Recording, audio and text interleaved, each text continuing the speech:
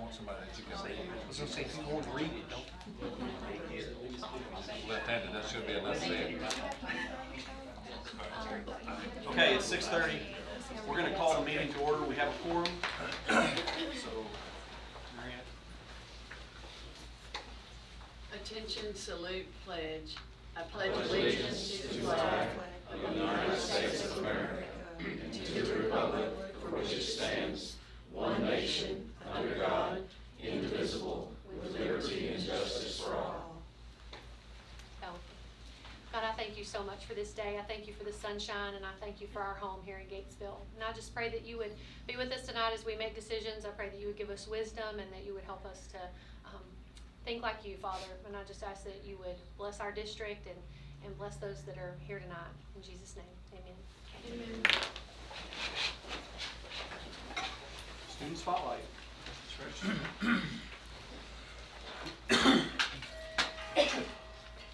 Well, thank you so much for allowing me to get to brag on one of my kids. It's always probably my favorite part. I think the last time I spoke with you all, we were talking about action plans, and we talked about, at our level, how we really want to try and focus on the social and emotional aspect of the kids in addition to the curriculum aspect, the academics. And so I have a student here that I would like to honor tonight because he's made such huge changes to just about everything. I will just say that the student that I brought here, we would call him a hot mess at the beginning of the school year.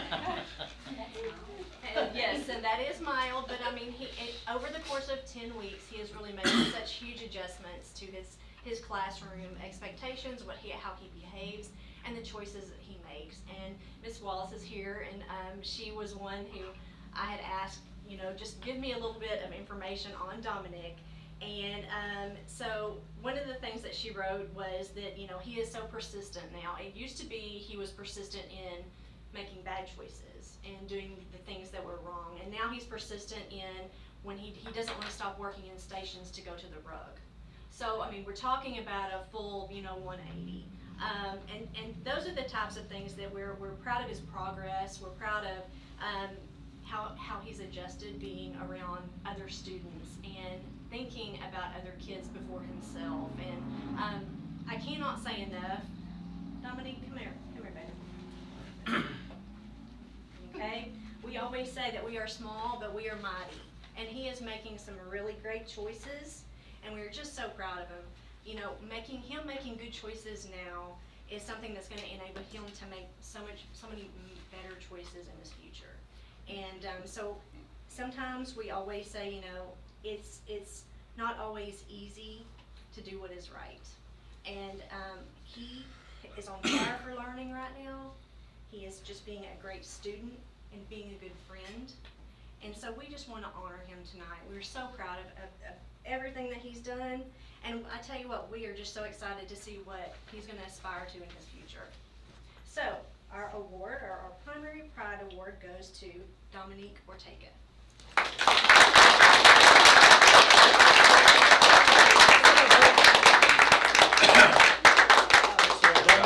On behalf of the district, I want to go ahead and give you the certificate. It says Certificate of Recognition, Dominique Ortega. Okay, primary pride, and it has today, and it has Mr. Nolte and my signature. Okay, congratulations. There you go, buddy. Here you go. Take this, and we're gonna take a picture with you real quick. Thank you. You're gonna get in the middle of the picture, buddy.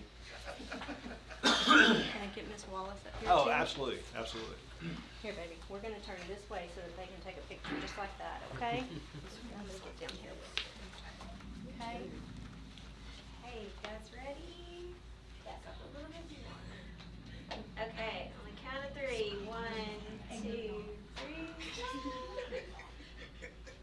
3. You good? Did you get yours? All right, did you get yours? Thank you. Good job, young man. Keep it up. Say thank you. I'm just so stressed. Good job, buddy. Congratulations. Good job. It's Rachel's son. We're still waiting on him to make a good decision. Real quick, to add to that, I would actually like to thank Ms. Wallace. Ms. Wallace. It goes without saying, Ms. Wallace puts procedures procedures in place in her classrooms very, very quickly. And her kids, they may wander in on the first day of kindergarten not knowing what to do or where to go, but Ms. Wallace very quickly does that. And so with Ms. Wallace's support and also with y'all's support as family members. So, Thank you, I appreciate it. you bet. If I could just say something real quick about Miss Wallace and Dominique. Dominique came to us when he was 18 months old. He was in a very bad situation, and he came from CPS to us, and he did not like people at all. He was locked in a room by himself, so he wasn't used to people at all. So we asked for Miss Wallace because he had never been to daycare, never nothing. The second day of school, we got to visit Miss Register, and I thought, this ain't gonna go well. This ain't gonna go well at all. And Miss Wallace kept saying, oh yeah, before long, he'll know how to do everything. I'm like, it's like, so every time we passed by here, because I knew Miss Worthington was here, I said, don't ever get me called to this building. Because if I do, he said, I'm not gonna have anything in my room. Well, sure enough, he said, where are we going? I said, we're going to the building. And I said, no, this one's good. But I do appreciate you so much, Miss Wallace. Thank you. You were so wonderful. Hey Dominic, there are cookies out there. You're allowed to have as many as you want tonight. Say thank you. Say thank you. Thank y'all. Thank y'all very much. Thank you very much. That's what it's about right there. Teacher spotlight. So how am I gonna top that? Good luck, Pat. You're up. Yes, Let's see you top that one. that one is a great grandchild, third generation for us. Yeah. We started when we were 12. With you, Westbrook. Yeah. Well, tonight's teacher spotlight, all eyes need to be on Misty Smith, Misty Comer Smith. Misty is a product of Gatesville High. She has 10 years experience here with Gatesville ISD, 16 total. But right now, she currently serves as a reading interventionist at Gatesville Elementary School. She does all of our dyslexia testing, which is no simple feat in itself. That's a very comprehensive battery of tests. Takes a long time to administer, and then it takes a lot of interpretation. But Misty's very tenacious, and she never gives up. She especially never gives up on our students, our struggling readers. And so I asked her, I said, so what caused this passion that you have for struggling readers and emergent readers? And she said, well, quite frankly, it was my own struggle learning to read. And so you can see that every day in her empathy and her commitment to our kids, and she never gives up. She never, ever gives up, and just provides our students with the best interventions possible. So Misty?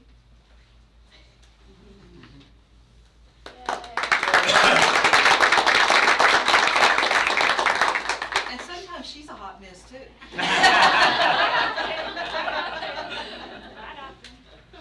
Misty is definitely one of our best teachers in the district, and without a shadow of a doubt, she takes her job serious.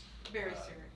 And as a person who's experienced everything that you teach, personally, if I would have had someone like you in my life, I probably would have been a lot better off at a lot earlier age. So thank you for what you do. That's so true for all of us. For all of us. Yeah, come on up. Quality control. Yeah, little slag. Oh yeah, you can stand. Back a little bit. Am I gonna have to just? Pam. Pam.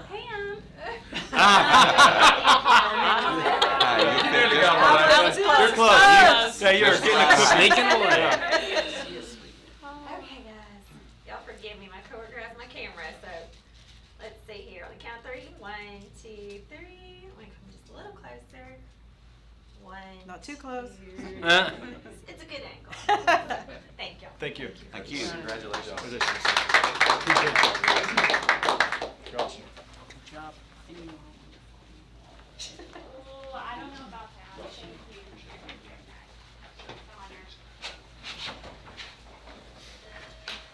Honor. Okay, before we get to the next thing, I just wanted to say a few things. This is my last board meeting. Don't clap too loud. Especially you, Barrett. I know you. And I just wanted to say a couple of things, nothing major.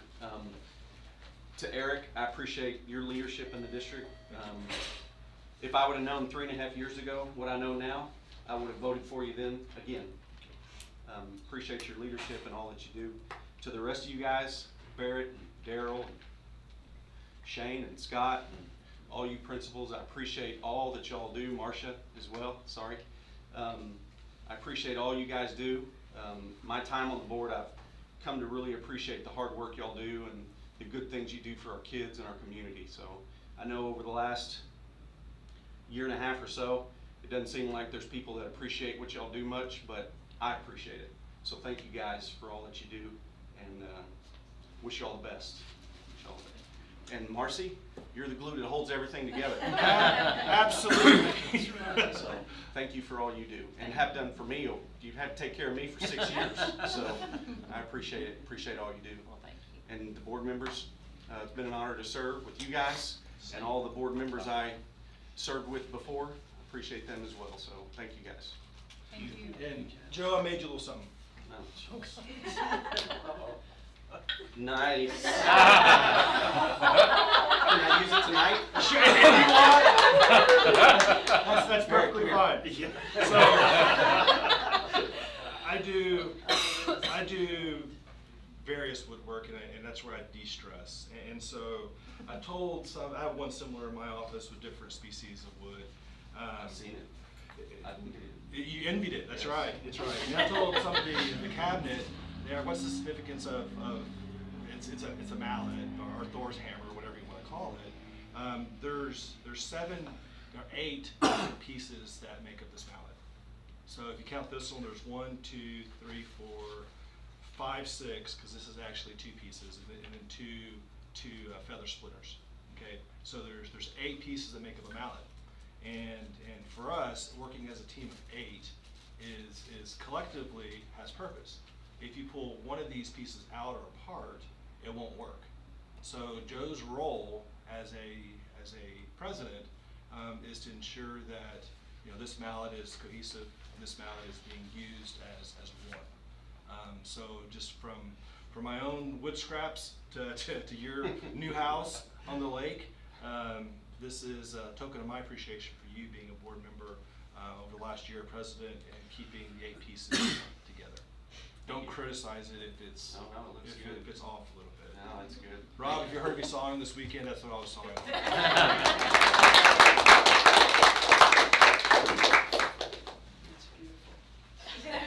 You can. It's gonna hurt someone. Okay, moving on. Do we have any public comments? Anybody signed up? Consent agenda. Does anybody want to pull something out and ask any questions? I'm assuming that means no. Do we have a motion to accept the consent agenda? Second? Second. Any other discussion? All in favor, raise your hand. Any opposed? Information items. High school renovation construction update. Eric.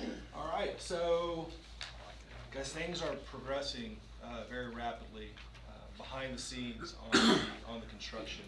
So we got this first little rendering in this afternoon, and this would be the new front of the building, what would be currently the library. So if you're looking at it, you want it to be more pronounced. You want to have if you're not familiar with GISD, sometimes you don't know which door to go in. There's kind of a hidden secret passages. So one of the things they wanted to do is just give us a quick little rendering of the front.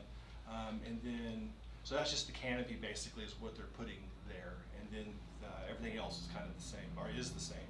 But they are just doing that so it's a more pronounced front. If you go to what it looks like, we got this back this afternoon.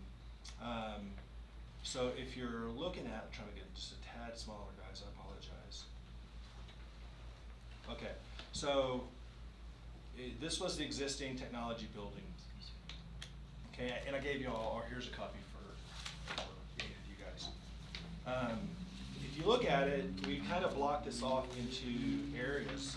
I have one in the back, Rob, so I can actually read it. I can't read this small, sorry. So we kind of blocked this off into areas. We'd have the English department and what would be the old technology area, all right there in a common spot. And then we go into the science area where we have science labs and shared facilities and shared labs, throughout the 8 or so different science buildings. And then we go into our engineering, which is kind of a science, and there are higher level sciences that are there. There will be a door that will actually go out to the CTE area because they work a lot with welding, they work a lot with the wood shop, the building trades. Here's the new area in green. That would be the new office area.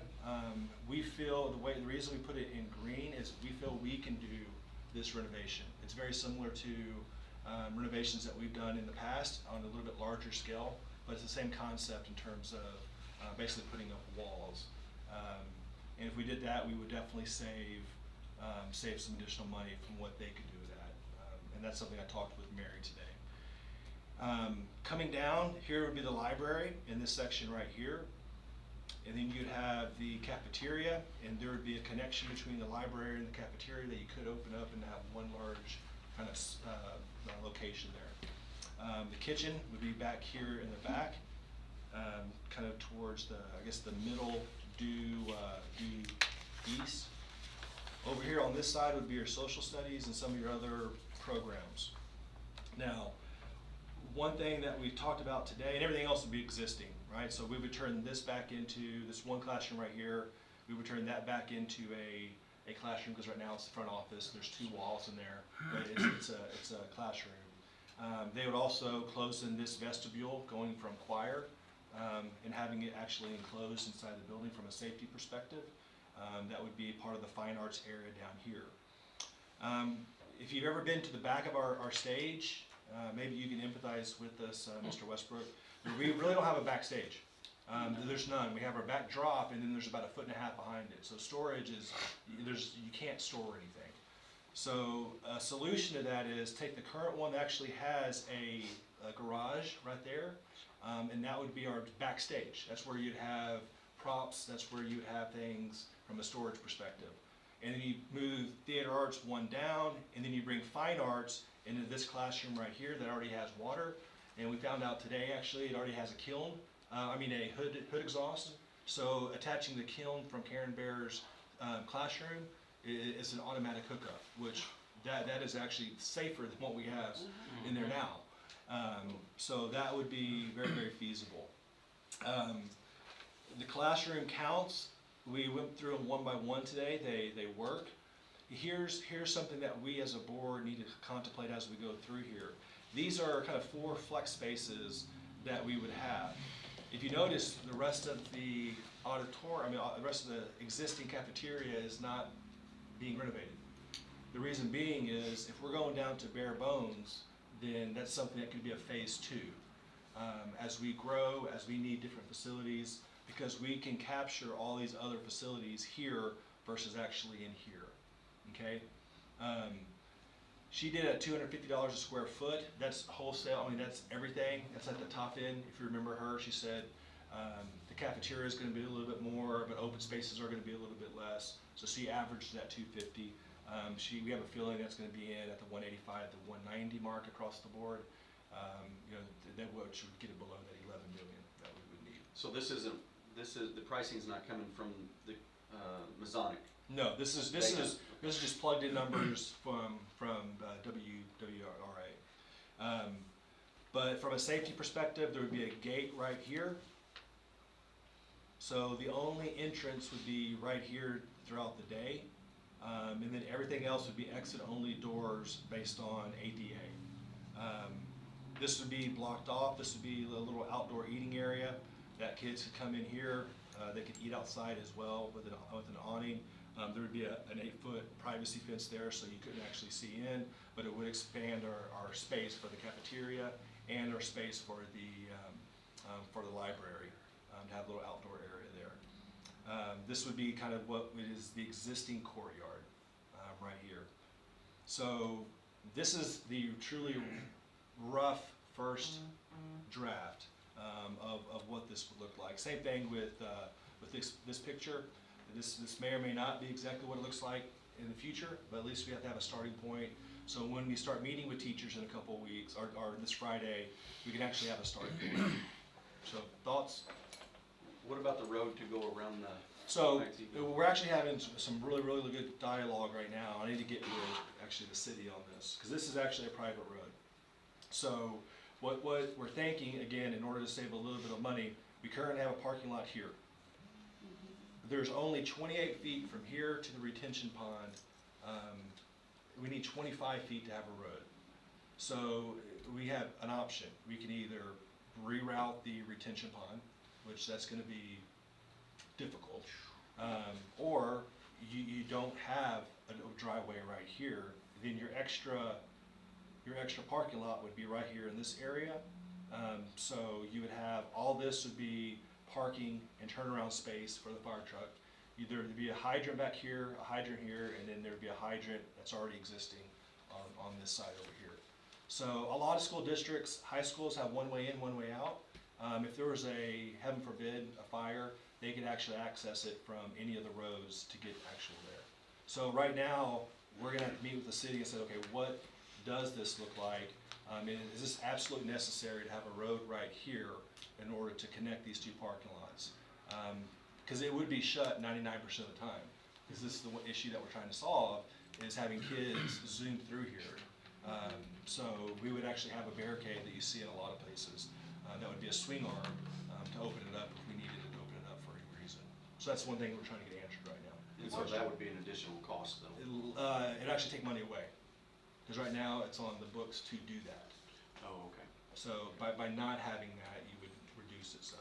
Didn't we talk about visitors parking lot too? Yeah, so you'd have parking lot, kind of all the locations. I wish I had an overhead, but you'd have the normal one here, that's just outside the culinary. You have the one right here that's across from the basketball.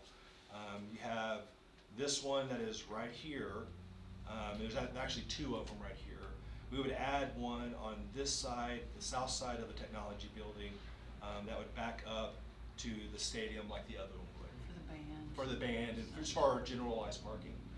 We would curb all this. We feel some of our road, and maybe Rob, you can speak this better than I can, but some of our road issues that we have is because we have no curb. And so water leaks under, that road consistently, and because of that, it leaches up and you end up cracking it over a period of time. So that would actually help that as well. So really all of this, right in this area, would be parking lot / road to get us back out here. A phase two, and this is not on here, a phase two, again, these are flex rooms that we would not do in phase one. At some point, we got to look at this. This was 1955, and this cafeteria could become the field house in a phase two down the road. Field house is leaking. Field house has more termites and rodents than probably maybe the rest of the building. It's low, it's not in good shape. It's not in good shape at all. So this could become a athletic field house if we didn't need the room. That's just a possibility. Thoughts? That would be cheaper than buying a whole new field house.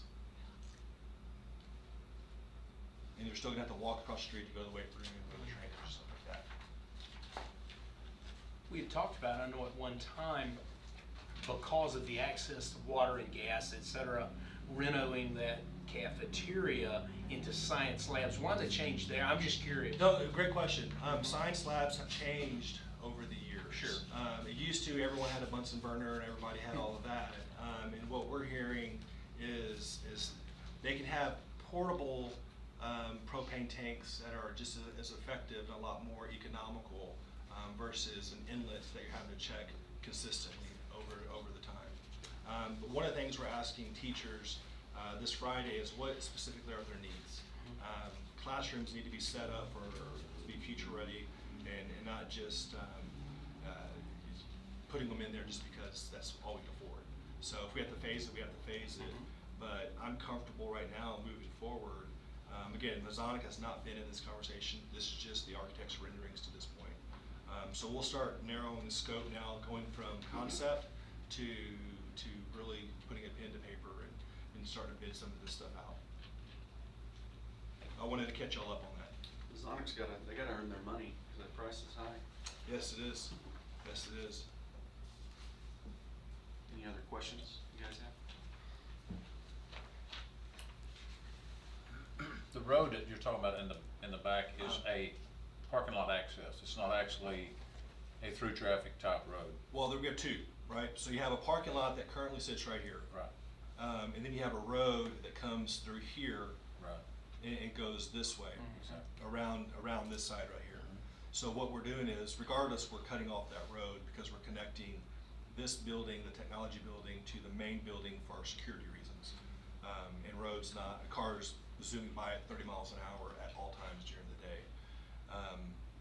So there would still be a road to come in here, and we got that 45-foot, was that right, Scott? Yes, sir. 45-foot turnaround space for a fire truck is what the code is. So we would actually come in here and still be able to turn around any way we could and needed to if there was an issue on this side. If there was an issue on this side, they're just gonna have to come down and then go to Marshall and then come up this way, or come down, Hornet down to Marshall and then this way, however they choose to do that. You're probably not gonna save a ton of time by having to cut through here versus come through here, probably a minute and a half. Yeah, the only issue is if they come to that side and they realize, oh wait, the fire's on the other side, then they gotta drive all the way back around. Well, your first 10 truck's gonna go to the riser, to the riser. sprinkler system Yeah, riser. and the riser That will was be my on next this question side. is, are we gonna retrofit any of the building with sprinkler system? Well, we'll have to. Only the new construction? Only the new or- construction. Okay. Only the new construction, unless the city comes back and says, because there could be, and here's the reason why. There's a firewall that sits right here. So it's technically considered its own building. Whenever they built it, they actually built it up and butted it up too, just like you'd have an exterior, a wall. So, on this one here that they built in '94, they did that. So this is actually considered its own building.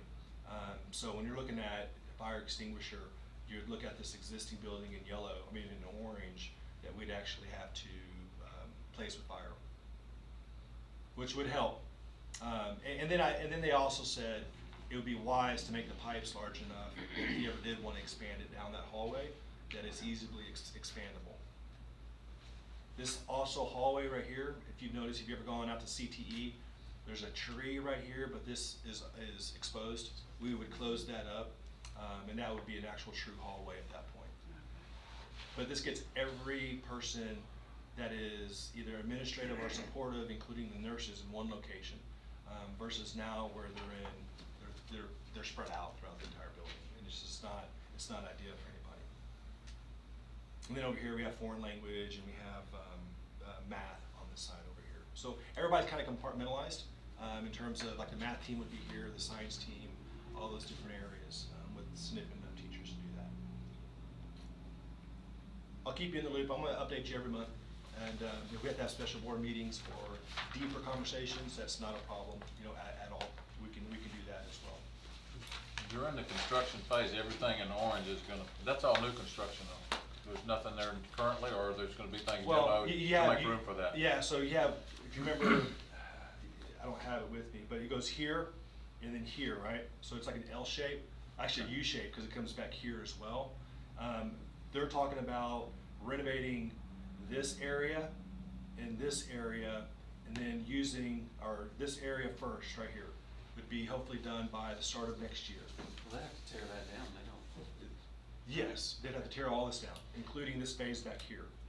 Yeah. Still use current cafeteria while they're building the cafeteria and then building out these classrooms here. So, worst case scenario, we're looking at displacement of roughly 8 portables to get in here during that time. We'd probably still use the 2 portables that we have currently that are sitting in this area right in here, as long as we could.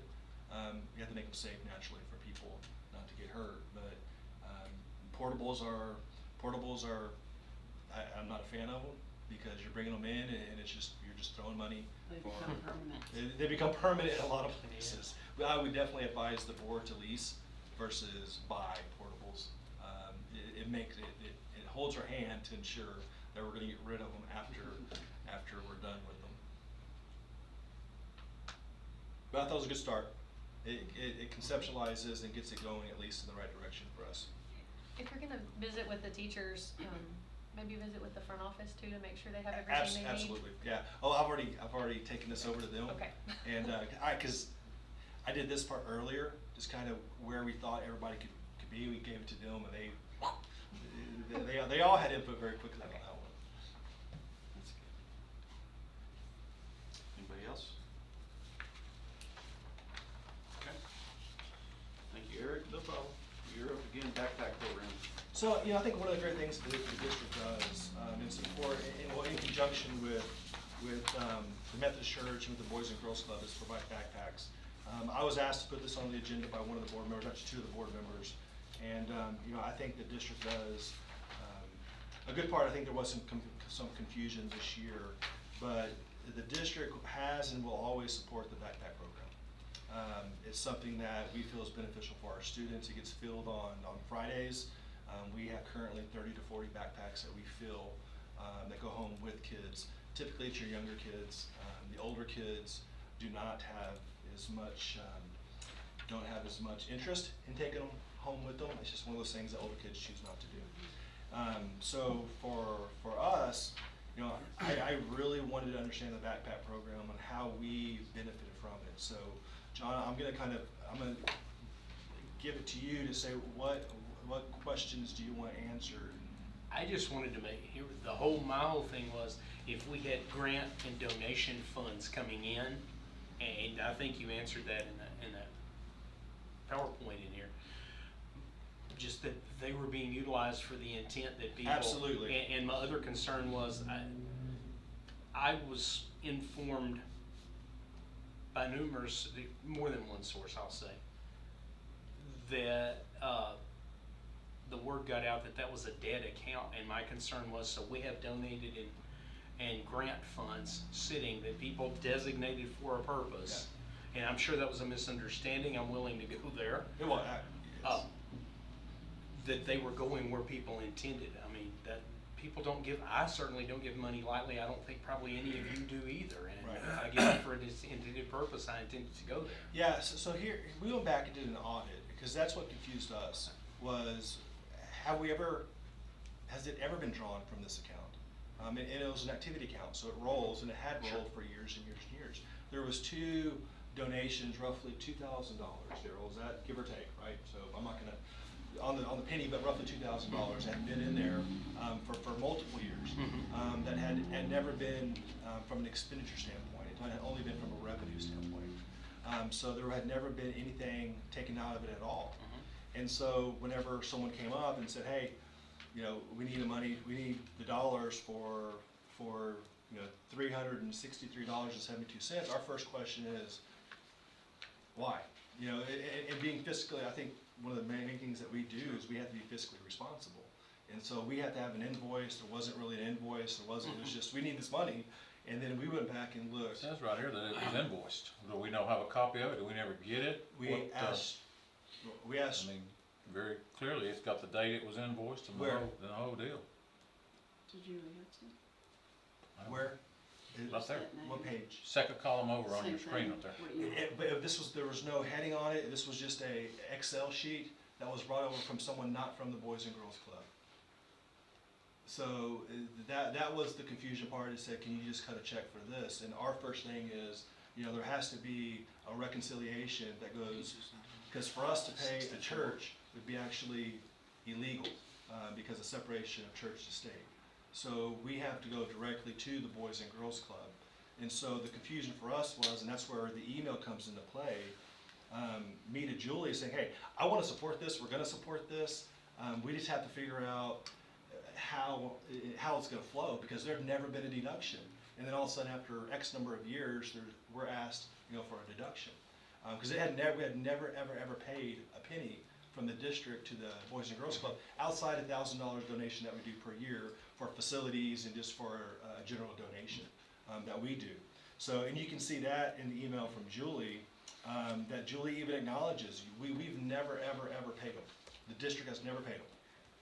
And they've received 2 checks from First United Methodist Church in 2016, one time, and then 2017. So for us, it was vital to know where that check is being cut to, and getting a quote directly from Boys and Girls Club that had Boys and Girls Club letterhead on there, so we can play Boys and Girls Club in the appropriate manner. And that's what we did. So as soon as we got that from Julie, we set up a meeting with Julie, and also had one with the Methodist Church, and we paid it without any reservations. Moving forward, we'll actually split that 3 ways. It'll be split from primary, elementary, and intermediate, be based off of that.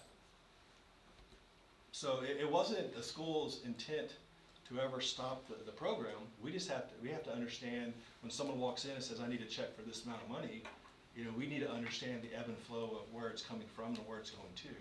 And what point was this check for $363.70? At what point was it cut? 3 or 4 weeks ago, whatever. I mean, it was within the week of this email and meeting and everything else.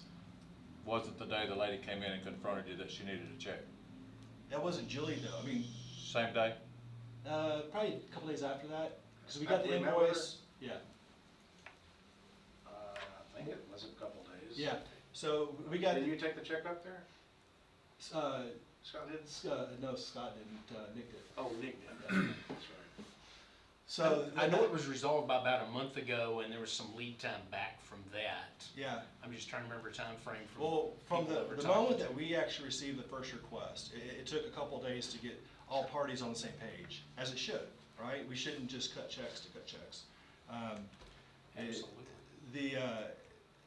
The thing that I wanted to make sure, and again, this is all positive stuff, we just had to make sure that it was coming from the right people. And I wanted to ensure that it was coming directly from Boys and Girls Club on their letterhead. And the moment we got that day, we met with her, she got it to us that day, and we were able to cut a check either that day or the next day, which in the public education world is pretty quick to be able to cut a check that fast. Well, if you do it without documentation, the auditor's gonna eat your lunch. You're gonna fire me, right? I mean, Yeah. that's the reality of it. If I just start cutting checks, Probably both of y'all, but yeah. hopefully Daryl first, but. So. You're under the bus. Yeah. It's okay. That's first off for everything. But we have a great CFO, and he's trained as a CPA, and he's trained as an auditor. So one of the things I think that Daryl does absolutely amazing is to ensure that whenever we do have our audits, that all of our pieces are in place, and they're not just on random Excel sheets that are given to us and said, can you cut a check for this? Because we had never cut a check from that, ever. It had always been done, as you see in the email from the director at Boys and Girls Club, from another entity. So we don't have a problem with it. The grant money, the money that we get in for that purpose, where has it gone in the past? It's never been used. It's never been used. We still have a bank account with that money in there? Yeah, it's in our activity account at intermediate. It just rolls. It just rolls every year. It's an activity account. So there was $2,000 in it, roughly 373 have been taken out, so you're sitting there with $1,700. We will use directly back for the Boys and Girls Club when we get it invoiced from the Boys and Girls Club. The right way. But we just had to know the process. And because it kind of hit us out of the clear blue, whenever we were asked, and there wasn't really an affiliation with the Boys and Girls Club. What is the backpack program that Dr. Norris is involved with? Because I got the two confused. When I heard about this backpack thing, Yeah. I started asking Dr. Norris. Now, his backpack is at the beginning of the year, giving kids backpacks and school supplies through the First Baptist Church. So they do that all the time. Okay. Yeah, they get a list from our principals, and they give backpacks to kids that don't have one and that need school supplies. So, And these backpacks contain Food. food items? That's correct. And they're done on a weekly basis? on a Friday, every Friday. Every Friday. Every Friday. Yeah, they get filled up. We provide the backpacks. That's not an issue. I think we even sit more over there. And they fill them up. They give them to the kid. The kid takes them home for meals for their family for the weekend. So it's a great program. I mean, I don't think anyone's doubting, the success of the program. Your 30, 40 families are being fed each weekend. So it's an absolutely great program. We just had to make sure whenever we're asked that we're able to have a paper trail that's appropriate paper trail. So the Boys and Girls Club actually funds it. Yeah, well, They actually, put the food in it, I'm well, saying. actually, it's funded through the Austin Food Bank. Okay. In the Austin Food Bank, but it can get replenished, or you can pay a portion as a local entity to support that piece. So Austin Food Bank then gets more money. Austin Food Bank was hit hard during the hurricane last year, and that's why food across the entire state was down in terms of programs like this. But just like if we were coming through the care center, it's the exact same type of entity. Absolutely. Yeah. Absolutely. It's same exact thing, John. Same exact thing. Right. It's just it goes out a different way. You don't have to go to it. It actually comes to you.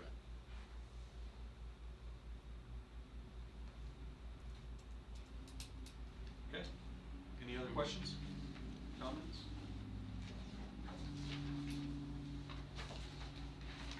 All right. Teacher framework. So this is another one that was requested by a board member, kind of what's on teachers' plates. And the question that kind of struck me the other day was and one that I really got intrigued, I sent y'all an email is how efficient are we and how do we know we're efficient? And I think that was a question by Mr. Irwin. And that's a valid question. You know, that's an extremely valid question, and you know, one that I think that we have to be accountable to. And you know, whenever I got here, I've shown the same 4 first slides every year to every new group of teachers, every convocation. I show them the same. These are my instructionally core values. This is what we do as an educational system. So, yeah, I'll put that on the screen. It'll be easier. So when you look at what we think that, we're not gonna put anything else on your plate. I think the first question that we actually had to identify, though, what type of plate do we have? You know, and I think that's a common thing that you have to do whenever you're coming into an organization is, what is your plate? Is it a small plate, big plate, platter? Is it a paper plate? I mean, I'm being facetious, but the reality is we have to identify what that plate looks like. So, you know, for us, we had 5 different, you know, platters going 5 different ways. And again, there wasn't a teacher that wasn't working their tail off. And I've given this to y'all a couple times, but this is the consistency that we're trying to establish as a norming in our district of what do we expect from our educators. And any organization, be it building trusses or an educational organization, has to have a set of non-negotiables that you have to have high expectations. Is that fair? I think any organization, you have to have high expectations. And if you don't have high expectations for an organization, then you're not going to be in business very long. If I'm probably going to sound stupid on this, but It's okay. it's normal. Pick on you because it's your last night. Yeah, I can pick on you last night. I sound stupid all the time. But if you're building a truss and you're having feathered boards, is that what they're called, feathered boards? Finger joint. Finger joints, and you're supposed to have 20 finger joints in a 2x4, but they only send finger joints that are 4. And what's going to happen to that structure whenever you actually put it up? Can fail. At some point, it could fail. But if you have every other one that you're doing has 20 versus 2 versus 5, at some point that structure has a potential to fail. Maybe not on that job, but maybe on the next job. So your level of expectation is you have a quality that you expect coming in from the people that provide that service. So, and we could go down the line, Rob. You have probably how many layers in a road? How many layers in a road? Oh gosh, no. 3 or 4. Okay, so you have 3 or 4 layers in a row, right? If layer 2 is supposed to be 3 inches thick, but they only do it 1 inch thick, then there's potential over a period of time for that road to do what? Fail, right? So all of us have these levels of expectations, and all of us have what we consider high expectations, and they're not minimal expectations. I don't think any one of us in these seats either ran for the seat or sit in the seat that says, I'm gonna lower my expectations, and I want us to be average. So one thing that I have over the last 3.5 years is reiterated and reiterated and reiterated is that we have to have high expectations. We have to have high expectations in our school systems because we have kids who are 100% dependent on us to give them a quality education. Not by chance, but by design. And so we had to really norm what is our expectation. And there's 2 types of factors that stress teachers out. You have internal factors, then you have external factors that will stress the teacher out, okay? And not only stresses teachers out, but guess what? It stresses admin out, it stresses superintendents out, and it stresses board members out. So it's the cyclical process that we have to look at. The only thing I've ever seen and ever talked about in GISD is having systemic alignment. So whenever you see Dominique, he's in kindergarten, that as he's going through, you heard it, small group guided reading in centers. As he's going through small group and guided centers in order to become a more efficient reader as he progresses up, that they're consistent. And so for GISD, our systemic alignment has to be normed before we even knew what we're actually talking about. And that's not, again, that's not the fault of a teacher. That is a fault of a systemic failure when not everything is working towards cohesion and you have isolation happening on every campus. So my instructional core in terms of GISD, guys, it has not changed. We have three aspects that ensure that we're teaching a guaranteed and viable curriculum. You have the state curriculum, we don't have an option in that. The state says you have to teach this. We have no option in that. We have a taught curriculum, which the teacher has an obligation to teach at the level the state expects. And then we have a learned curriculum that the student is at the end of this cycle because he's dependent on the teacher actually teaching them a curriculum that's aligned to the state level. So if you have all those three things working in unison, then you're gonna be hitting on all cylinders. As a district, if we have any of these three pieces that aren't being maximized, then we as a district are not fulfilling the opportunity for our kid to have a successful education. Okay? The other piece that kind of, how do we get there? What pillars do you have in your district that ensure that? Well, we have three pillars, that's it. We have a guaranteed and aligned curriculum, okay? We're gonna work and focus on collaboration. We're gonna work together. And then we're gonna look at student evidence to see what's the viable next step. Guys, the last 4 slides that you've seen have not changed. I've used the same 4 slides for the last 4 years when talking about how do we become more efficient. I think we had a speaker in this past week and he reiterated the exact same 4 slides. And not by chance, but because these are educationally the best practices that we see. So the job is, okay, we do have this plate, but if you're say you leave out collaboration, and you're expected as a first grade team or second grade team or third grade team to collaborate, and you're not doing it, that means you're on an island. And if you're on an island, oh, thank you. If you're on an island, then you have the potential to drift and go a different direction. So whenever we had the speaker go around, actually, this is a testament to first grade, Pam, so we'll pick on you now. But the speaker actually went around to different collaborative teams and just watched, and then asked them questions, and then provided the leadership with feedback. And within that, he said that is the epitome of what a collaborative team should be. That's the epitome. I've seen lots of collaborative teams, and that's as good of a collaborative team as I've ever seen. They shared the responsibility, the collective efficacy was there, and they were working on evidence and ensuring that all kids were receiving. And if they weren't receiving, and they didn't have, and if they had gaps, they were putting interventions in place. So that when we talk about how do we work collectively, how do we work, the 8 of us collectively, it's through collaboration. It's not through an independent, a random act of improvement, it's through true collaboration. So these are the pillars that we had to define before we even looked at, okay, what else is on your plate? So then you have to look at the external factors. You have ESSA requirements. These are federal, that's a federal requirement that you have to fulfill. If you don't, they take money away. They take title money away. You have TEA requirements that are ongoing and more and more and more each and every year. You have changing standards in various subjects. So every 4 to 5 years, standards change. So we don't control that. The state says these standards are changing, we're rolling them down. Now we have to reorganize the entire way we teach. And that happens every 4 to 5 years. Just like it happens in the, David, you worked on a car that was built in the 80s or 90s. Is it the same type of work that you're doing now in 2016? same type of work, just a different vehicle to work on. Yeah, but you went from computer systems, you Oh, have, yeah. all of that's changed. So again, It's go gotten back to, complicated. it's gotten complicated. Education's gotten complicated. So every single one of our businesses has progressed. They don't lay roads the same way they did 20 years ago. We progress. So educationally, we have to progress, and that's what we did.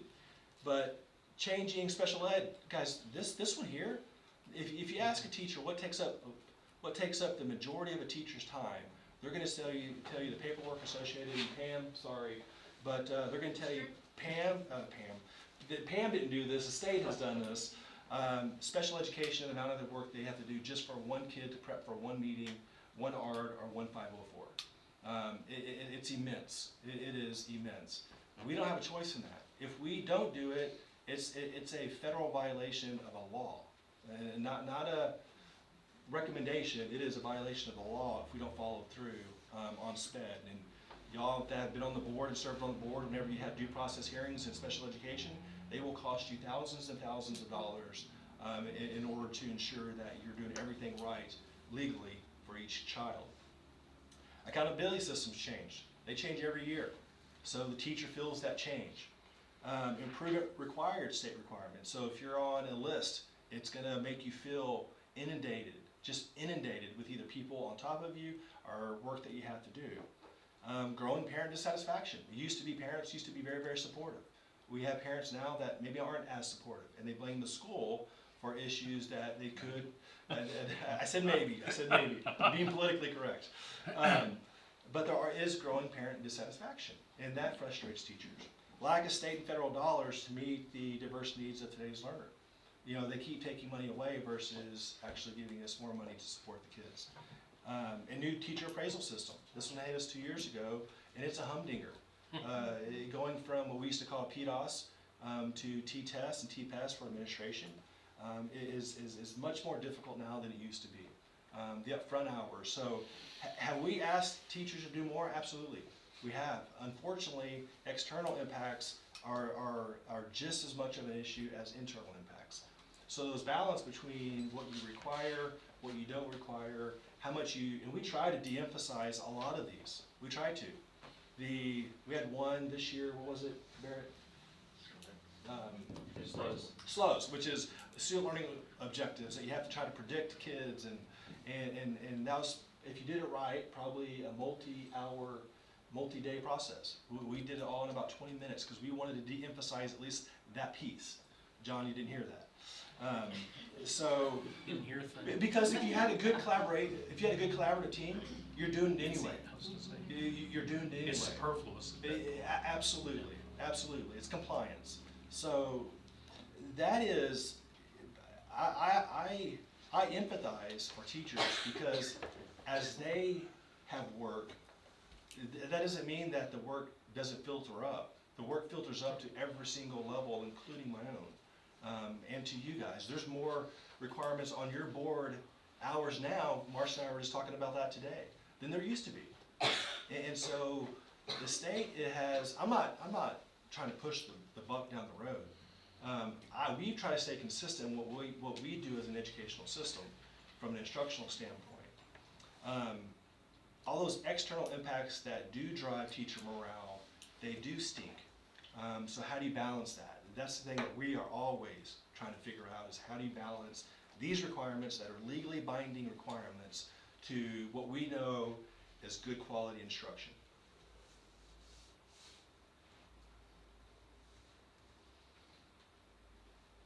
It's a challenge. I had a principal ask me the other day, a teacher, how do I, not in the district, this is part of my work outside of here, how do I do all of this and still do the right thing by these children? I said, first and foremost, you do the right thing by the children, and then you do what is necessary to make that look good. Absolutely. Which is what you're talking about. Yeah, and that's what we do. And that's what we do. And my understanding is you guys have tried to help the teachers out. So like, the math teachers have their conference period in the same period, so they don't have to meet after school. Absolutely. Now they can meet in their conference period if they choose to, and collaborate and do the things that they need to do as a group. within the school hours? Every school now, every school? Yes. Lower grades still. It's partial. But, so from intermediate up though, every department now has a common plan. So they don't have to work outside the day for that.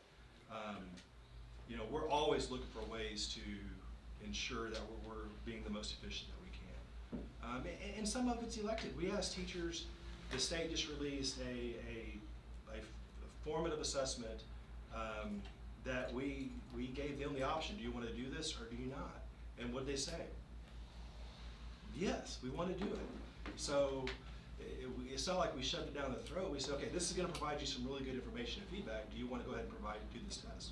And the answer was yes. Wholesale was yes. So that's the challenge. Don't the instructional coaches help with these? Absolutely, absolutely. More so on these things. This is where the instructional coach is based out of. They're going to help identify the essential standards, because not all standards are created equal. Some are more important than others. They're going to help teachers with lesson design, and they're going to help teachers with evidence of students and growth there. So, you know, the board member that asked, yeah, I hope this starts answers your question. If not, I'll go back and I'll dig some more. But you know, I want us to be the most efficient, because I do know that in order for an education system to be better, you have to become efficient, and you have to become lean in terms of what you ask teachers to do. The more that you put on their plate, it goes back to why we have action plans that are 1 or 2 items long versus a campus improvement plan that has 60 items in it. It's because you can't do them all. And so we truly practice what we preach in terms of trying to reduce the breadth and hone in on the focus.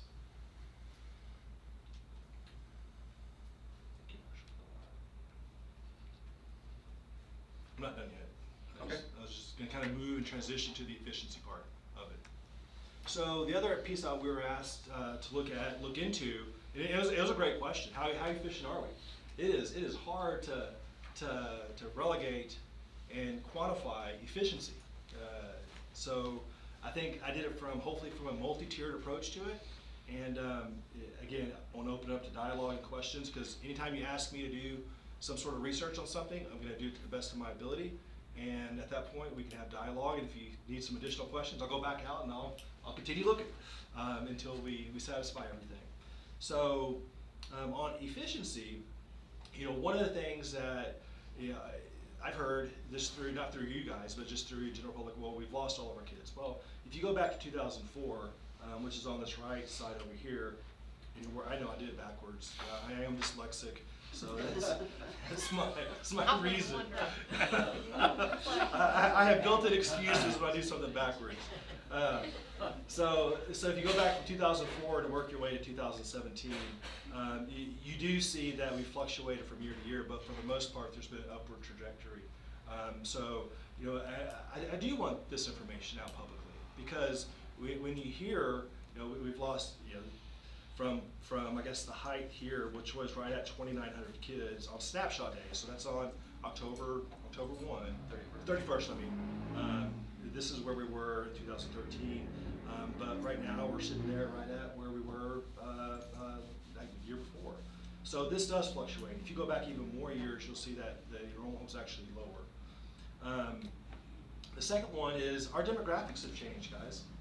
This is right at 20 years of demographic information. So the top axis is white, the red axis is Hispanic, and the blue axis is African American. One that was not on here that I thought it was our economically disadvantaged. We had roughly 17% economically disadvantaged at this first point here, and now we're up to 52% economically disadvantaged. So there's a dramatic increase in our community on what used to be very predominantly white, and now if you look at it, the gap is closing, and it will be a matter of time as we get closer to where it's more of a 50-50 split. And from an academic standpoint, you know, this doesn't really make a difference academically, but being economically disadvantaged does make a difference. So when you go from 17% to 52%, that is a huge increase in economic. Is that a local trend or is it statewide? Statewide. That's statewide. Anybody on the I-35 corridor is having this demographic change actually probably faster than we are. And the economically disadvantaged has trended in the same direction. This is a big set of data, so I don't think I've seen that big of a gap from 17% to 52%, but this is a pretty big amount of years. But I do want to look at, when we're looking at efficiency and how we're doing as a district, we have to look at these data points. Because if we don't look at these data points, then we're not understanding the biggest picture that we can. And it's our job to understand the biggest picture that we can. So this one's interesting. So classroom efficiency over the last 14 years. You take the number of professionals that we have and you divide it basically by the number of students that we had. So if you look at our professional staff per student, that's the leanest that we've had, well, in 14 years. So it's gone, I guess you had 2010, it was a little bit leaner, but for the most part, that's one part of the lowest. If you look at teacher per student, it's hovered around 14.2, so it really hasn't changed very much there.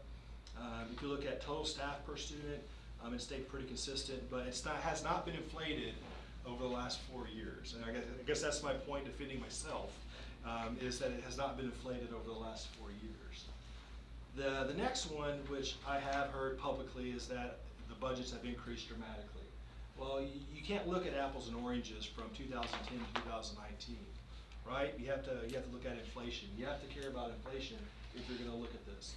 So this year's adopted budget was $25.786 million. Inflation-wise, that's the same number of dollars. But start going back this way. So even in 2010, when the adopted budget was $20.7 million, inflation was 23.9. 2011, we jumped. I don't know why we jumped, but there was a huge jump in budget that year. So our adopted budget was 23.2, and our inflated budget was 26.1. So the numbers here are very consistent. And take away the 4 years here, we out of the 1, 2, 3, 4, 5, 6, 3 of these were actually adopted deficit budgets. And I promise you, I will never adopt a deficit budget, ever. I will never adopt a deficit budget. So dollar-wise, from a efficiency, we've been pretty consistent over the years. Once you take into account inflation, which you have to, which you have to. So the next piece is staffing. So I took TASB staffing ratios, and this is where the rubber meets the road, right? So this is where, are you truly over or under? And I want a disclaimer here because these are not my recommendations. These are not my recommendations for what I want to do with staffing at all in this district, okay? Make that clear. Kayla? These are sheerly TASB saying, if you want to run the most efficient system that you can, here's the ratios. And I've given you a packet that follows up, that breaks these down category by category, okay? So campus administration, we're 0.5 assistant principals over. And if you want to look at the individual sheet that is following in this packet, you'll see where that's at. RNs, we were 2 RNs over because we have more RNs than we have LVNs. Again, these are non-emotional opinions. These are just TASB's recommendation based off the question of how efficient are we. Counselors were 1.5 counselors over in the district. Librarians were 1 librarian over in the district. Because you take the 2 aides, and that would equal 1. Okay, TASB's recommendation is you do not have an aide. Campus administrative assistant, so we're 0.5 clerical over. Campus support aides, looks like you're 5, 8, 9 over on that, and that equals roughly $172,000. So non-clerical support positions, so this is central office. The business department is actually 3 under recommendation from TASB. So no wonder Darryl works till midnight, Okay, he's made me fully aware and that I showed him this study, and he made me fully aware that he knows that.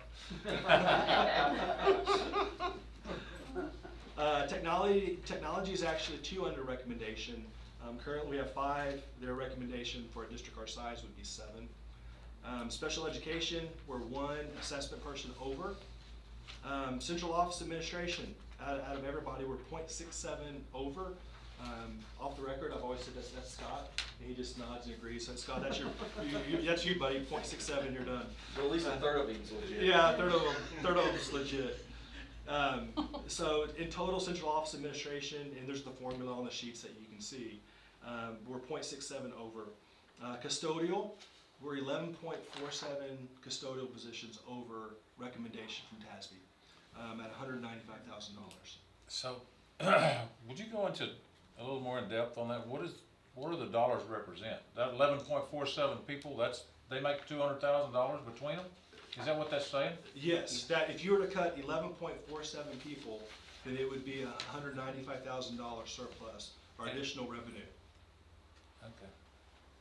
And that's with Benny's, I mean, that's the whole package. Yep. That's not just salary. Yes, that's your all 15% on top of other benefits. Yeah. So going deeper, maintenance is actually 2.8 under TASB recommendation, which would cost the district $56,000. Campus teachers, primary, elementary, intermediate are all 2 over. And then you have 0.62 under at junior high and 6.35 over at high school. High school, you run into efficiency due to number of coaches, and because you have to look at the number of sections people are able to teach, and that throws it off a little bit with coaches. So that's about $645,000. So in total, if you wanted to operate as in, again, this is TASB's this is not my recommendation. This is TASB's recommendation on what does efficiency look like with a district our size. We could save $1.1 million based off all that information. Again, I don't recommend that. I say that right here. I don't recommend that at all. But if we're truly looking at what is the most efficient way, TASB gets paid a lot of money to come in and do a study that I just did, and using their formulas and their charts. So I'm not going to go through these, but I just want to explain for you so you can look at them at a later point what those look like. Baby.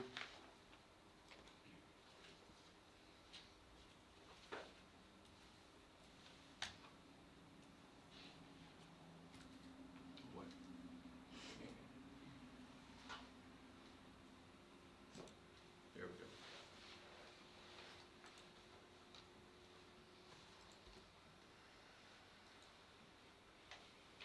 So if you look here, this is the sheet that you also have in your packet. This is just an example of how it reads. So, I'm frozen up now. So campus administration, there's the number of pupils are there. Here's the principals, TASB's recommendation. 510 to 1 would be the assistant principal recommendation from TASB, so 510 kids to 1. And the nurse would be 1 RN to every 2 LVNs is their recommendation. Counselor is 450 to 1. So that's their recommendation. So you plug those numbers in, and then you just go through. If you look at campus administrative assistants, there's a formula that they use, number of students times 5 campus administrative positions per 1,000 kids would equal 13.67 positions. We have 14 in the district, so we're right at the appropriate amount there. Campus support aides, so again 12.8 aides per 1,000, so we should have 34.9 aides, and it looks like we have 43. I will give you a disclaimer there. If you're looking at SPED, sometimes there's unique cases that don't go into any of these accounts that you have to take into play. Individuals have to have one-on-one treatment all day long because either they're blind or Those are real variable. Absolutely variable. Non-campus support people. So there's the formula. 4 non-campus support positions per 1,000 equals 10.9. We have 8. So actually, that's actually, should be, you're 3 over, on that one. Oh, I'm sorry, 3 under on that one. Technology, I'm not gonna go through all the special education, the formula there. You look at, here's the formula for central office administration, so 0.4 per 1,000 kids. So it's not unheard of to have large district with multiple CFOs. Or people designated as a CFO in there. Same thing for operations, 1.3, 1.3, 1.3, so you add those 3 together, and you're at 3.56. So we're 0.56 over in that area there. On the curriculum side, it's 0.8, we're at 2.19, so Shane's, our Barrett's right arm is over on that one. So that's about where that's at. That's supposed to be funny. Human resources, it'd be Marcia, it's 0.3 per 1,000, so she's a little bit under on hers. So, and then you look at the teachers, this one's interesting. So custodians, they do it per square footage. And so it is roughly throughout the thing, it's 40,000 square foot per 1 custodial staff member on TASB's recommendation. So you look at current allocation, and then you look at what we should have, which is 13.53. And you're looking at a surplus of 11.47, and that's the cost breakdown per campus. Maintenance, again, this one's square footage again, but it's a lot larger square footage. It's 390 square feet for the plumber. For the carpenter, it's 200,000 square feet, so it just comes up with these numbers, and you just plug them into the system. Regardless of how old the building is? Regardless of how old the building is. So, and that's accurate. So our elementary, efficiency-wise, is easier to clean and take care of than our high school. Campus teachers, it's 20 to 1 in core classes, plus 3 per grade level on rotations is the formula, plus any appropriate sped. So you see the various there that were 11.73 teachers over. Again, these are not my recommendations. I would never, in a million years, come to you guys and say we need to let all these positions go. But if I'm asked, and I didn't know the answer, I'm going to go find the answer. And TASB is the leading person on what this should be. So again, all that savings is 1.1 million. So when they look at all these numbers today, what do they take into consideration? Nothing. It's a formula to them. Has no direct connection to the community, the per capita income, nothing. No, so they'll plug in the formula first. If they were to come out and do a study, they would plug in the formula first, and then they would come in and interview those specific people, right? So they would take an interview from curriculum, an interview from teachers, an interview from this. They would have dialogue with them, and then they may come up and say, okay, it says you need 10 here, but actually because of what they do, you may actually need 11. Or you have 10 here, they could probably thin that down. We say you need 8, but you can actually probably get out to 7. So that's where I think where you spend the money with TASB is adjustments from a little bit, but holistically they're plugging the numbers in and going.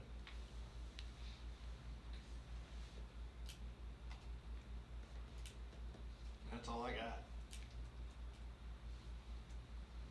Feel free.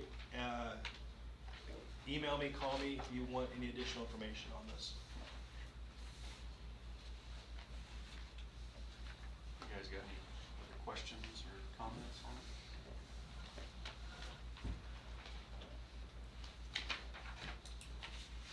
You good, Marianne? Yep, I'm fine. Okay, last call. We're moving This on. information. We're moving on. Okay, library circulation update. Dr. Pollard. In honor of Mr. Nolte's last meeting, I'm gonna try to make this as long and torturous as possible.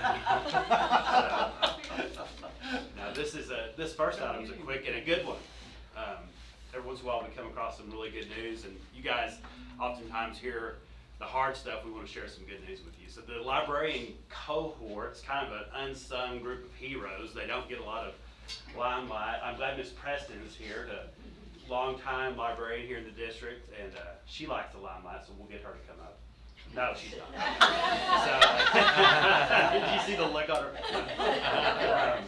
But these guys do a great job, and so I know y'all see a lot of numbers, but in a nutshell, the circulation, the amount of books the kids get out of the library has gone way up. Each year, the librarians have done a great job of getting kids in the libraries, making it a fun, interesting place for them to go in there and check out a book, or they have this thing now called makerspace activities, and so the kids can go in there and build stuff with Legos or do other engaging things. And so we really wanted to just quickly share this with you. Again, they keep a low profile, but they do a great job for us. And so we wanted to share the just spectacular numbers, how they've really increased, which is good, because kids are reading. You know, they're finding something in there they like, and they want that love for reading to keep going up. So very pleased with that. I mean, just look at the sheer volume of books. And I mean, you have a daughter-in-law that's a librarian. The kids were checking out books on the first day of school. And you just take elementary, they went from 1,300 or nearly 1,400 to over 3,000 in the last 2 years. That's amazing, guys. If we are truly focusing and celebrating literacy, the only way to get better is to read. And this is a testament to the librarians that they have exceeded any and all expectations on kids being in the library, loving the library, finding things that they truly love. Hard-working group. Any questions or comments? Who monitors the content of the books that are in the library? And Well, the that's a reason good I question. ask, I don't Yeah. know whether y'all had a conversation with a parent in the past month or so, but I was contacted about it and sent some photographs of what she's talking Yeah, about. great question. So we, as a district, we buy lots of books, whether it be through the English department, the teachers buying novels, the librarians, they purchase a lot of novels. And every once in a while you get a book that has something in it that's inappropriate. And so when we find it, we look at it, sometimes it might be a parent or a teacher to say, wait a second, look at this. And so we, at that point, try to make a judgment call as whether or not, basically in board policy, vulgarity is kind of the crux of the issue. If it's vulgar, we can pull it. Now, if I just disagree with it, we can't really pull it. So our guidance is we want to buy a good mixture of books to where it presents both sides of something. But the X factor is if something's vulgar, if we find it, we can pull it. No questions asked. So Can Rob, or will? Will. Okay. So the book that you're Yeah, I don't remember what it was. I've got it on my phone, but I left my phone. yeah, but we know about it. We were contacted directly and we pulled it. But how long had that book been in circulation? Since 2014. Yes, so And it's so 2 it's- years it's sat there. Now it's on my desk.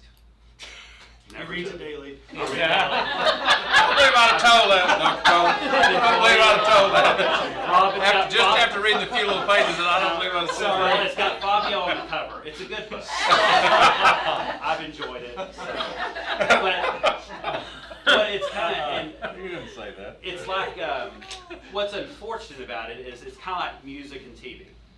The vendors that we once could rely upon to give you material that was clean, kid-friendly, that sort of thing has infiltrated every facet of society.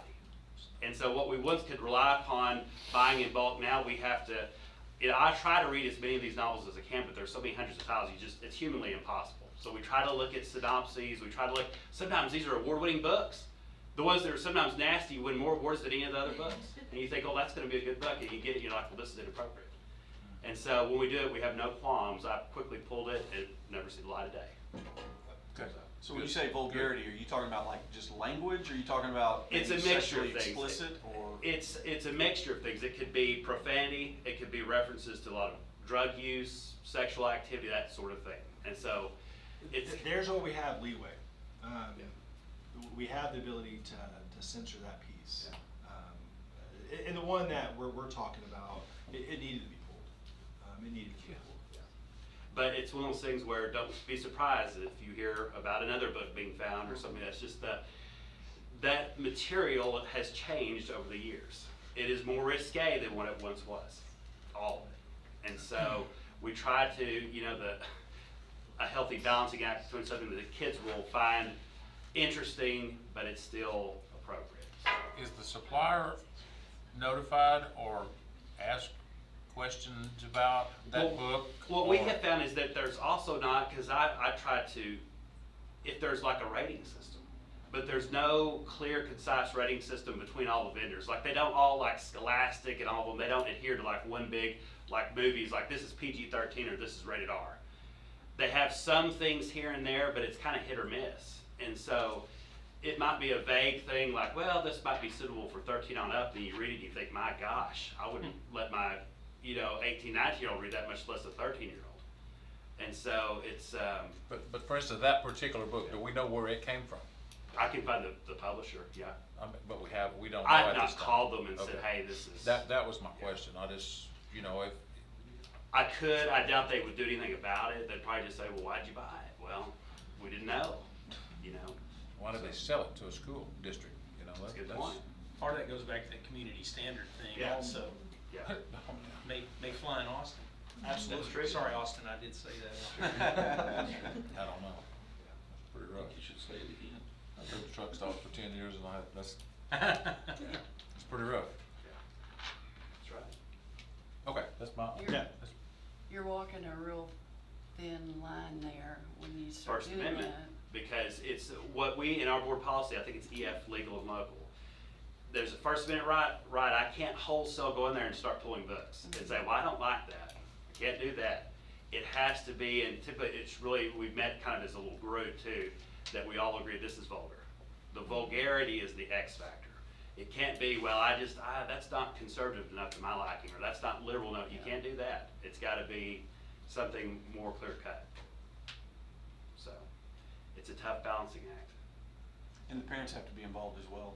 I mean, I know my oldest daughter, when she first came, she had a book that we felt like was inappropriate. Right. And so we told her, you're not gonna read that book, and whatever grade you get because of that is the grade you're gonna get. Yeah. So, the parents have to be involved as well. And that's how we found this one. It was a parent that brought it to our attention. And if it's borderline, let's say maybe it's kind of on the fence, it may be a situation too where I've seen districts, they can do a parent release, like, all right, here's the permission slip. If you feel comfortable with your kid reading it, that's fine, we'll let them have it. If not, then they won't see it. And I think that book was pulled. There was more than one parent that brought it to the school's attention, and it was pulled as well. Good job, librarians. Yeah, they do a great job for us. Beginning of the year, reading All right. and math. So I don't want to belabor this a long time because there's a lot of charts there, but just kind of give you a synopsis of this. What you guys saw during the recognitions is so appropriate for what we look at here. You take a young man who, like the guardian said, has been CPS, placed in the home, probably didn't get preschool, didn't have a lot of resources in the home, and you see why a lot of kids come with 2 or 3 strikes against them. And so already in kindergarten and first grade, they're not reading on level.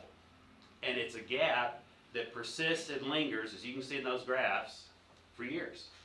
But the bright light at the end of the tunnel is, if you'll look at, once we get to like 8th grade, it's down to like 15%. And so the Misty Smiths of the world and the Darla Wallaces of the world, each year they put everything they've got into it and they help the kid gets a little bit closer, and then finally, after years of that, by group effort of all these teachers, they finally get to where they're on level. And so that's kind of what we see here. We see they start out and they had those lingering issues. Remember we talked about out of every 10 kids in the district, typically about 3 or 4 of them aren't on level. And you've got a couple that are right there on the spot, and then you have 4 more that are way above level. It's kind of the haves and the have-nots. And so, again, these graphs show you a lot of those similar things. And so, if you'll have any questions about the reading, again, that's kind of what you see in each grade level there. Another thing that I liked is there wasn't a whole lot of regression over the summer. There was a little bit, but it wasn't too bad. And another thing is, it's very, the testing itself has been calibrated very well. So what the 4th grade teachers saw at the end of the year is kind of what the 5th grade teachers saw at the beginning of the year. And so there's not these big wide gaps like, wait a second, how did you think he was on level at the end of the year and he's not on level at the beginning of this year? We're not seeing that. It's calibrated. And if you think back over the last 3 years now, that's one of the things that we've had conversations about, was that inconsistency from one grade level, maybe not the person to person, but one grade level to the next grade level. And what you're seeing now is we're finally getting to a point where we're consistent from teacher to teacher, grade level to grade level, which is good, because this is not about who does well. This is truly about information for the teacher to be able to appropriately place groups in order for them to grow. And if you look at the exceeds, throughout the various charts, you'll notice the exceeds all dramatically go up. Well, the reason is those kids that are exceeding are now receiving their education on a much higher level than they were before, when it was kind of all just across the board, the same book.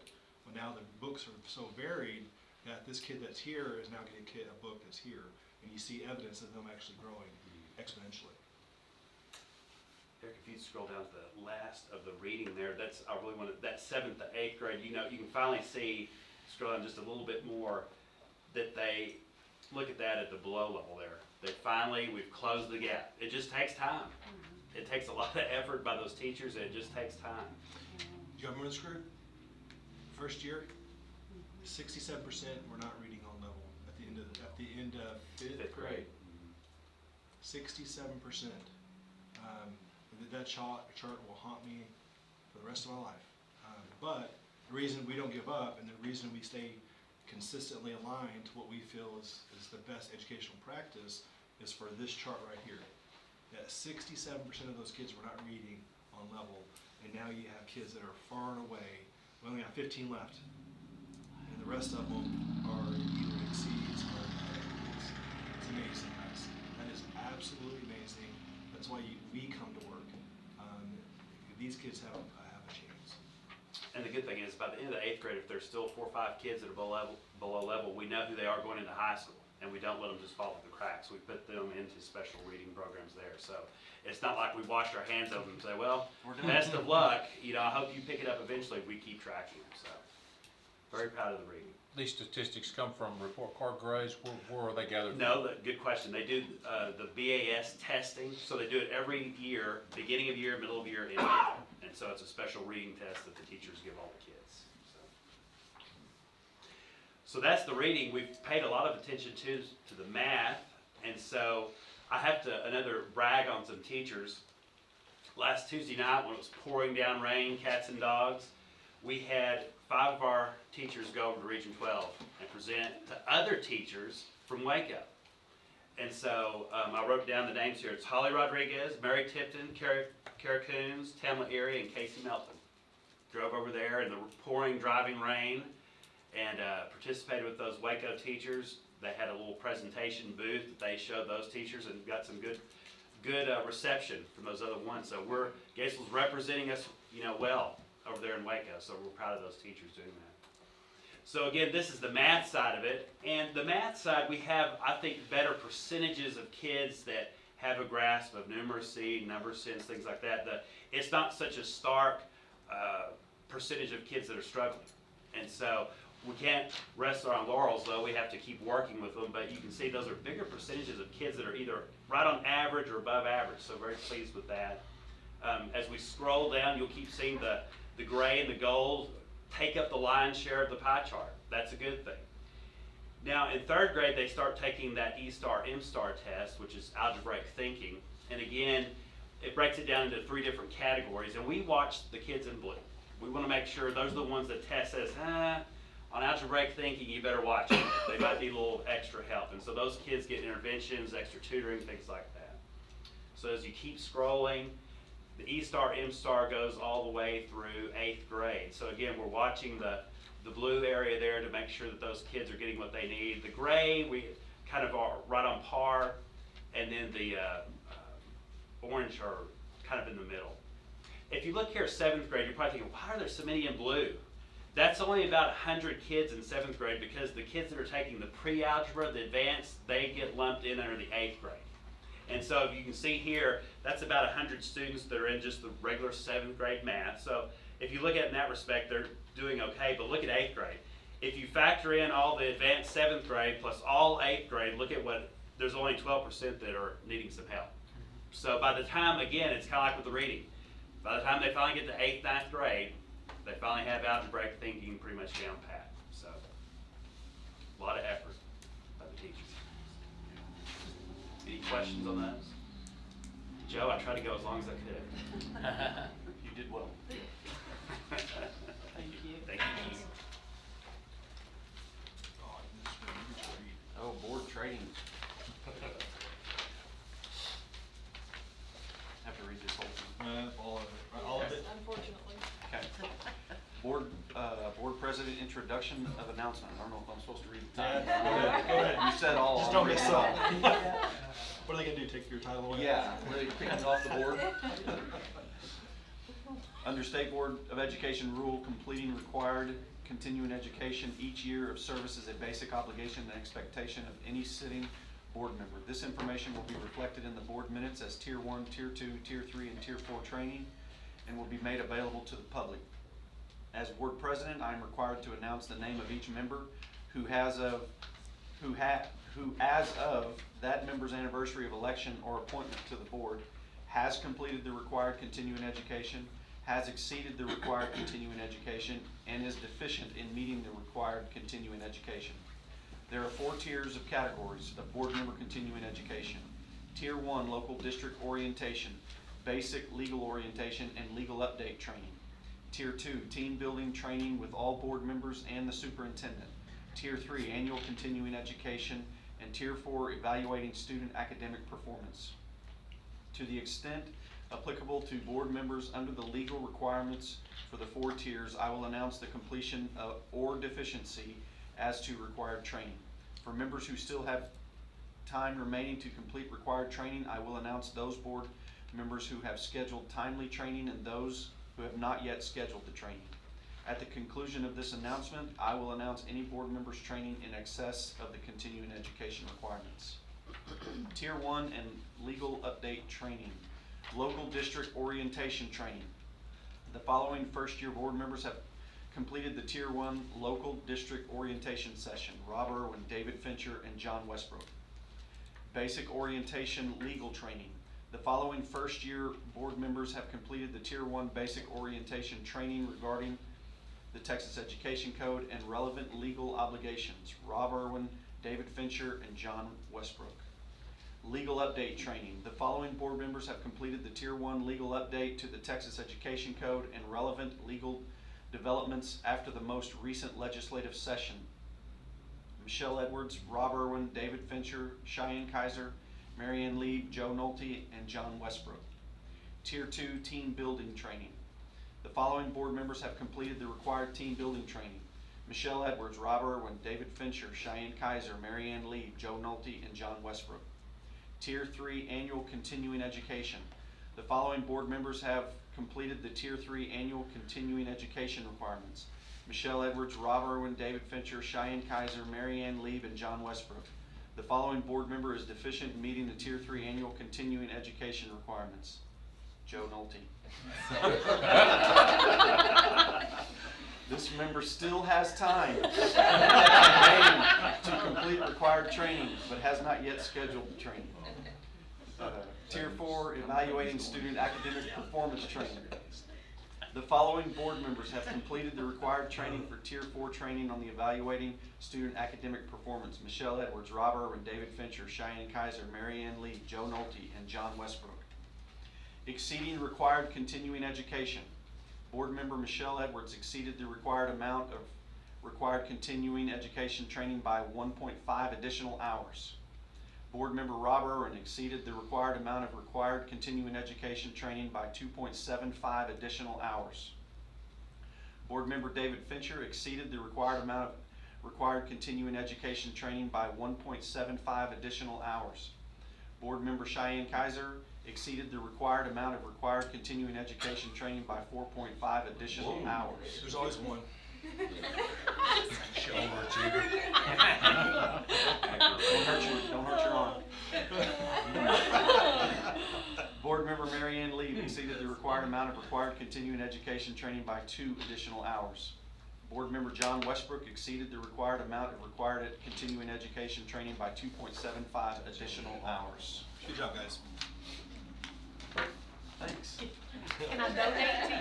Can Can you I donate? I don't Donate a couple hours. I think I looked at like a half an hour. Is that- A half. A half an hour. 0.5.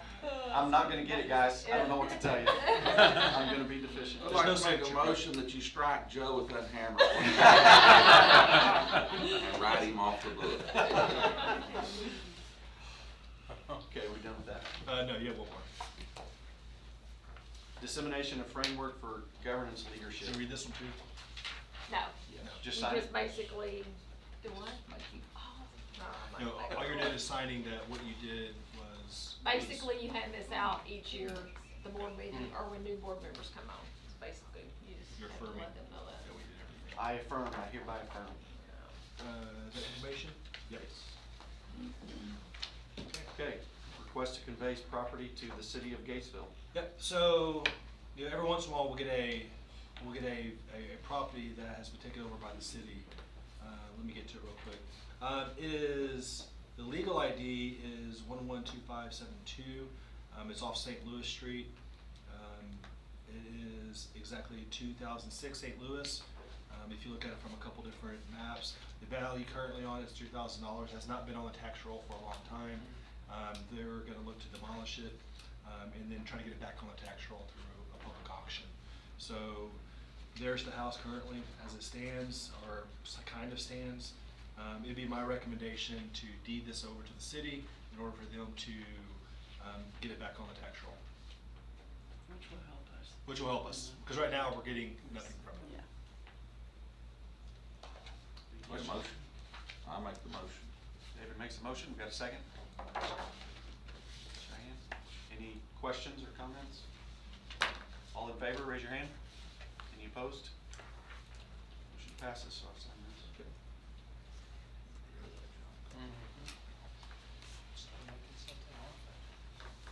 Maybe it'll come back. That's what I'm saying. Okay, we have to set a date to conduct the official canvass of returns for the elections. So if we're looking at page 121, the earliest date we can, is Friday the 9th, 2018, the last day for official canvass return is Tuesday the 20th. We should have the final counts from both Coryell, I'm assuming, on the 13th, but we'll not have the final counts from Bell County until late Tuesday. So, be my recommendation for Thursday, November 15th at 6:15 prior to the regular board meeting. This typically takes 10 to 15 minutes, because all you're doing is reading verbatim the canvassing of the results. And it's only required for that to have 2 board members. 2 is a quorum to that. Canvass. We're having a board meeting that day too, the 15th? On just the 15th. Because the next week is Thanksgiving. Oh, Yeah. okay, our regular meeting is a little Okay. off. Yep. I'm gonna make a note of that. And so we would meet at 5:30 as No, it's 6:15. So 6:15, then we'd roll, it'd be about 6:30, we'd roll right into we'll be doing a transition of, You'll have to go in the back. And do we'd have to some go stuff. back and go into executive, but that's when the new board members on board would be sworn in and everything. So, let me know if you can make that, if it's, because we need a quorum for the regular board meeting. Mhm. Yes. So if you look at your calendars, if there's anything that stands in your way, I'll let you know. It's Thursday, Works. because we don't have school Monday, that Yeah, Monday, Tuesday. I'm gonna assume the 2, regardless if it's Michelle and or someone else, that they'll be here. So really, we just need 2 more additional people. I'll be- I'll Okay. be here. Okay, so we're good. So We don't need to vote on anything, that's just, you're gonna set it up for that day. that is, that's correct. No, we actually have to vote on the canvassing. Oh, yeah, okay. So it's my recommendation to have a special board meeting conduct the official local canvass of returns on Thursday, November 15th at 6:15, prior to the regular board meeting here. And we'll have all the votes tabulated At by that then. point, we'll have Bell County, which always takes a little bit longer. Okay. We have a motion? So, but- No. We have 3 motions. John and Rob, is that all right? Yeah. Okay, all in favor, raise your hand. Any opposed? All right, 15th it is. Okay, we have to have a board of directors of Coryell County, a candidate for. So there was an open vacancy on the Coryell County Appraisal District Board. as an open seat. Usually, we do it every 2 years. Currently, we have Teresa Johnson representing GISD, our city of Gatesville, along with Justin Crothers. This would allow us to put someone in as a nominee to get on the appraisal board, which is not a bad board to have representation at. So if you have someone at this time, we probably need it pretty quick. If you have someone at this time that you think of that might be interested, we can go ahead and take that nomination.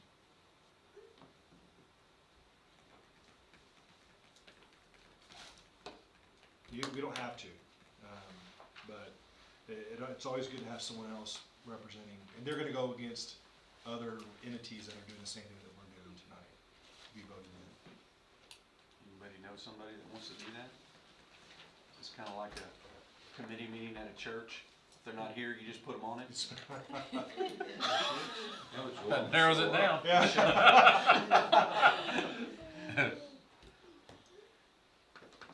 I don't know, in the past, did we have, Wanna what take was a something shot like at a it? realtor on there? Volunteers? Somebody that was, What did we have now, John? there's Smart was on there. Daryl? He didn't help. She's on there.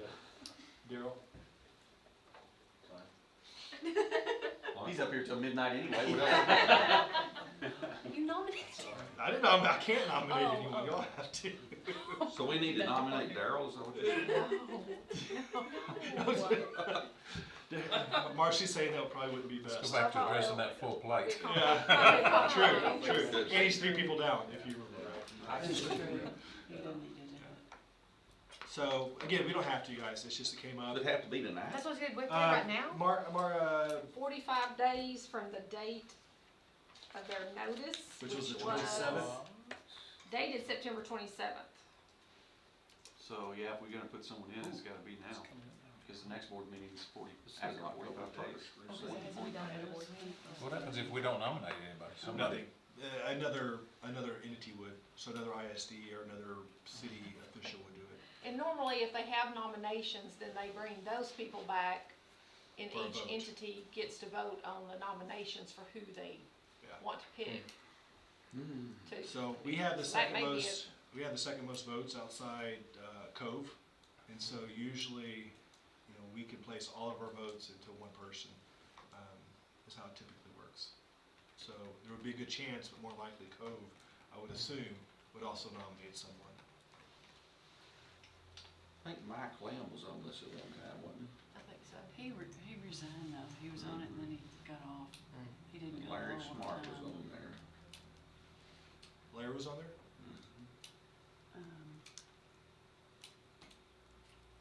Gary Sadler. Is it good for it to be a real estate person? Teresa is a real estate person. Tracy, she did. What did she say? She said Gay Sadler. I hear it. I can't make them. I guess I can make the If we recommendation to you. nominate her and she decides not to, Then we're fine. we'll get fired. No. So who is it? Gay Gay Sadler. So it'd be my recommendation from the ISD for you guys to nominate Gay Sadler as our appraisal person. We have to vote on it. We have a Who? motion. Oh, sorry. No, that's what We have a I didn't know motion. if that was the I'll motion. make that. Mary Ann makes a motion to nominate Gay Sadler. Second? I'll say. Who's gonna call Miss Sadler? Mary Ann. You call her? Okay. You're like, who did this? She did it to her. I just say All in because she favor? doesn't live around the corner Raise your from me hand. anymore. Any opposed? All right. Congratulations. Do we need an alternate or? You're the winner of the lottery tonight. G-A-Y or G-A-Y-E? G-A-Y-E. Campus improvement plans. Again, this is another quick item. Last month, I think you received in your packets a copy of the campus improvement plans, district improvement plan. Again, another one of those compliance reports that the poor principals and Marcia and Daryl sink a lot of time into getting those together. And so I want to, as a formal recommendation tonight, see if you, the board would be willing to approve those plans as presented, the campus plans and the district plan. Again, those are compliance reports. The living, breathing documents are really those campus action plans that are about a page long that the principals really use. But again, they put a lot of work into these, and we hope that you approve them tonight. Any questions? Do we have a motion? Got it. Second? favor, raise your hand. Any opposed? Mr. Harper? It's time for the 90-day review of our rental agreement with Grace Assembly Christian Church. They use our auditorium and classroom on Sundays, and both parties are fine. We don't need to adjust the rental agreement as far as we're concerned, and so my recommendation is to continue with the rental agreement as is. Okay. Need a motion? Yes, sir. Make that motion. Second? Second. Robert. Any other discussion, questions? All in favor, raise your hand. Any opposed? Thank you. Policy update. The next one is about our CKC local with our Defender program, our safety program that we're putting in place. We had a resolution to put a program in place, and the first step is to get this policy put in place so we can build our administrative procedures off of that policy. And so my recommendation is to, and you should have a copy of that in the packet already, recommendation is to pass the policy or to adopt the policy CKC local as presented in the packet. And if you have any questions about that. Okay, any questions?